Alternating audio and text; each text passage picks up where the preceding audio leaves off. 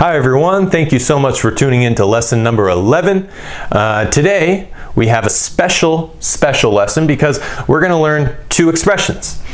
The first expression is here you go, and the second expression is there you go. Okay, here you go, there you go. We're also going to look at some prepositions today. So I have some prepositions here, and later we're going to look at some quantifiers, which are words that quantify how much of something there is. Okay, so are you ready? Let's jump right in. Let's start with here you go and there you go. So the expression here you go and the other expression that we have today is there you go. These expressions can be used interchangeably, but in certain cases, they can take on their own meanings depending on the context. So I would say that usually if somebody is handing something to you or they have something close to them. For example, I have a marker in my hand. This marker is close to me. Okay, so I can pick up this marker, I have it close to me, and then I give it to you. I give it to another person. They will, I would say, or whoever is doing this would say, here you go, right? So you ask me for a blue marker or a green marker or whatever you want, and I take it, it's close to me, I say, here you go. Like if, for example, I had whatever in my hand, a picture, some donut or cake or whatever I have, I can offer it to somebody. I could say, here you go, it's an offer. It's like, I took the time to grab this for you, it's not a problem, but this is yours now. You can have it. You can take it. Here you go. Let's go ahead and look at the next expression. The next expression is there you go. Okay, there you go. It's basically the same thing, but there is a little bit more of an emphasis that something is further away. For example, this marker is close to me. I have this marker right here. It's very close, but let's say something is further away and I have to walk a little bit to go get it. Okay, now let's say somebody asks you for something out of their reach. It is so far they cannot touch it, they cannot go get it themselves. All right, so when you go and you grab it, okay, let's say for example I take a book or something, you grab it and you give it to them, okay, you can say there you go. Okay, there you go, because it implies that the object that you grabbed was a little bit further away. All right, now also, this expression right here, there you go, is a little bit more abstract. Like, let's say, for example, you can use it when you're reaching a conclusion in a thought process. For example, let's say that you are a teacher and you are in class and your students are asking questions in class. Now, one of your students raises their hand and answers the question that you have correctly. Then you, as a teacher, you can say to them, there you go, there you go, like, you're right, that's correct, there you go, good job, there you go, meaning that is correct, you have the correct response, you're right. But again, it can be used for a physical object that is also placed further away, like the book that I showed you. So there you go is a little bit more abstract, and here you go, we use it for objects that are close by. Or if you're in a restaurant and you order food at a restaurant and the waiter or the waitress comes over and they say, here you go, here you go, here you go, like here's your food. That's also another case in which we would use here you go. All right, so now let's go ahead and move on and look at some prepositions. Okay, now prepositions are things that show where things are located, proximity to other things.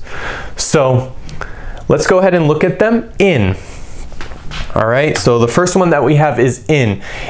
You can use in with cities like in San Francisco, in New York City, in Paris, in whatever city you want to use, in Tokyo. We use this with countries as well. For example, in America, in Canada, in Mexico. You can use it with continents. In Africa, in Asia, in Antarctica, in Australia. So the next one that we have is at. Okay, so at we can use when, maybe I should write this. Would you like me to write it? In, we can use with cities, places, I'll say. And then we have at, it's more of a specific location. Hey, Where are you? Oh, I'm at the lake. Okay, you're at a specific spot. Okay, where are you? You are at the lake. You are at that specific spot. You can also use it, for example,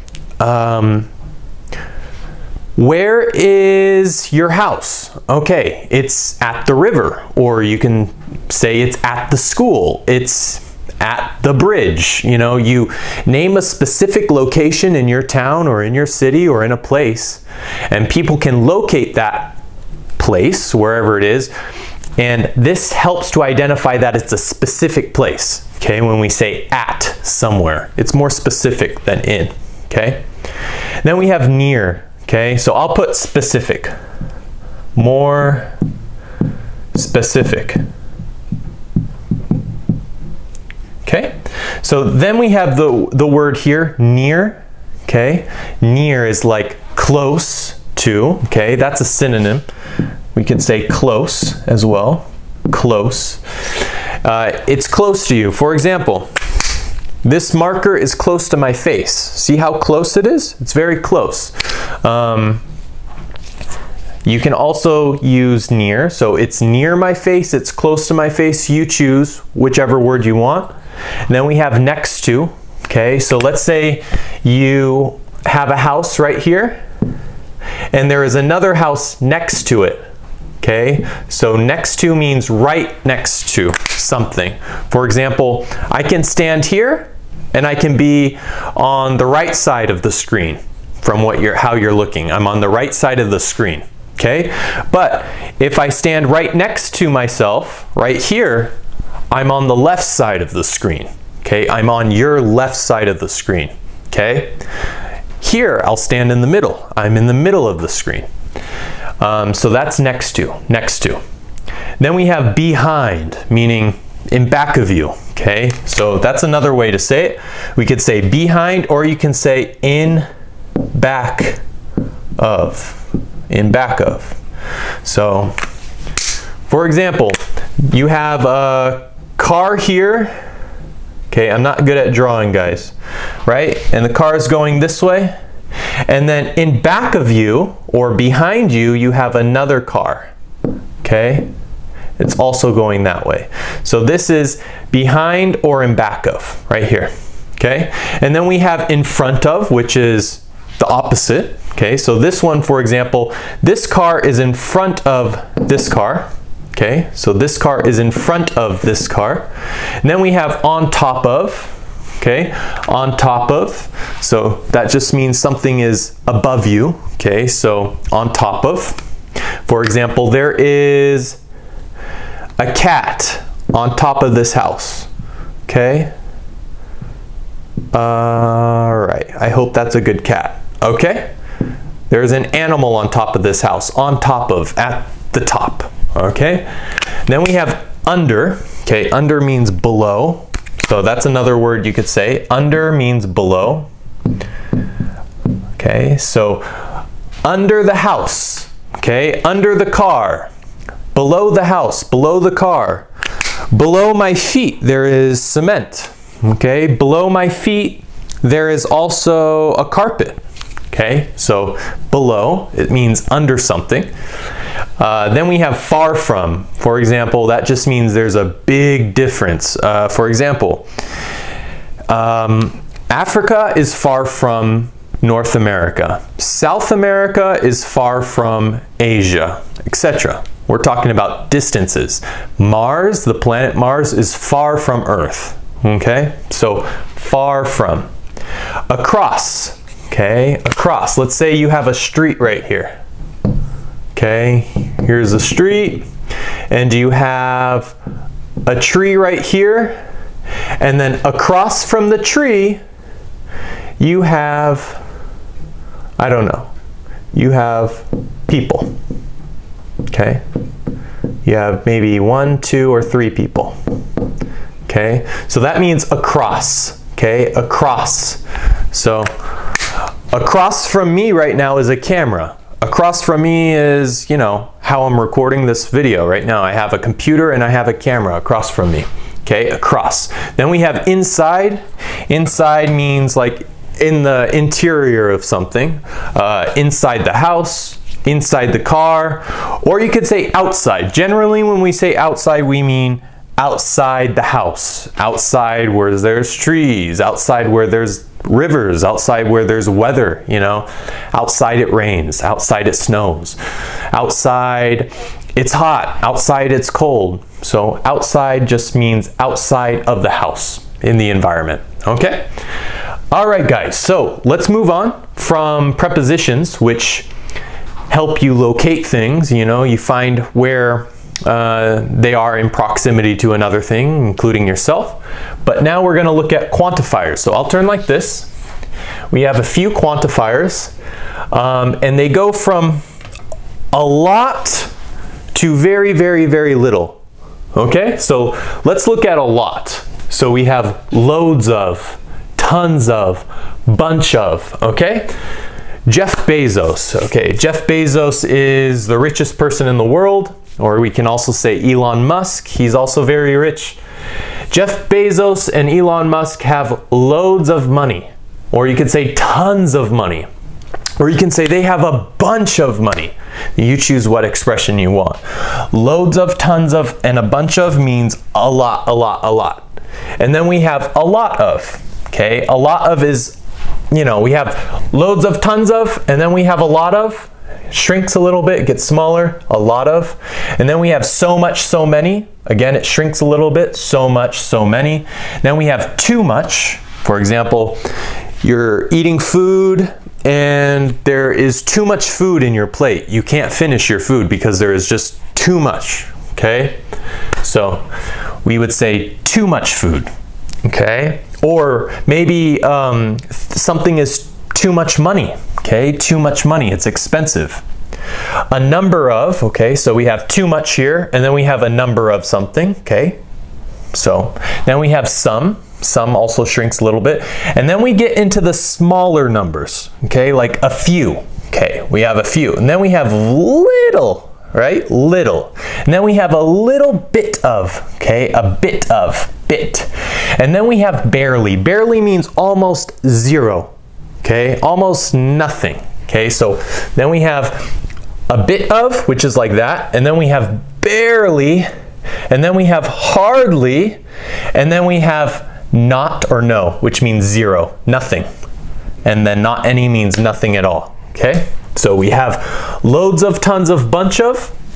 We have a lot of. We have so much, so many, too much, too much. A number of, some, a few, little, a bit of, barely, hardly, and then you can say not or no, and then not any. All right? So these ones are pretty easy, guys, but just make sure you memorize those. All right? So let's go ahead and take a look at some expressions. The expressions are there is, there are, there isn't, and there aren't. Now, oftentimes when you use expressions, you're going to use them with quantifiers and prepositions. When you use there is, there are, there isn't, and there aren't. Okay? Remember, guys, that there isn't means there is not. And there aren't means there are not. Okay? These are contractions. Contractions are when you take a longer word and you make it smaller. It's a contraction of something else. We use lots of contractions in English. Okay? So let's go ahead and move on. Number one, there are tons of coffee shops in front of City Hall. Okay, so we have tons of, meaning a lot, a lot, a lot, a lot. Okay? There are tons of coffee shops in front of City Hall. Okay? City Hall is where the mayor works, where the governor is, or maybe where the politics takes place for a country or a city. Oftentimes, politics happens in the City Hall, where they run the place. So again, tons of coffee shops where you go to drink coffee. For example, if you're in Canada, Tim Hortons is a coffee shop. Dunkin' Donuts is a coffee shop. In the United States, a lot of Starbucks. Okay, there's a lot of Starbucks. There also a lot of coffee shops in Spain. The country of Spain has I think tons of coffee shops, loads of coffee shops, a bunch of coffee shops. In front of means facing, okay? So you can say in front of. That's another word we could say. I'll write it here for you. So if you don't want to say in front of, you can say facing. Facing. Okay? Facing. So there are tons of coffee shops facing City Hall. There are tons of coffee shops in front of City Hall. Number 2, there aren't a lot of things to do far from our hotel. Okay. Now oftentimes when Americans say this word right here, they will say it are. Are, or sometimes they'll say it our. Okay. So oftentimes it sounds like are, A-R-E. And other people will pronounce it like hour, like there are 24 hours in a day. You get what I mean? It sounds like hour, and it sounds like the word are. But really it's just this word, are. Okay? So in front of our hotel. Number 3, there is so much to see inside the museum. Okay? In the interior of the building, there is so much to see inside the museum. Number 4, there are no bathrooms on top of the mountain. Okay, on top of the mountain. So you have basically a big mountain, right? Like Mount Everest, and you're climbing up, going to the top. Okay, and there are no bathrooms. Okay, there are no bathrooms on top of the mountain. Okay, if we're going to use this word, not, if you want to use not instead of no, you would have to say it like, there are not any bathrooms on top of the mountain. Okay? And number 5, guys, number 5, there is too much crime in this place. There is too much crime.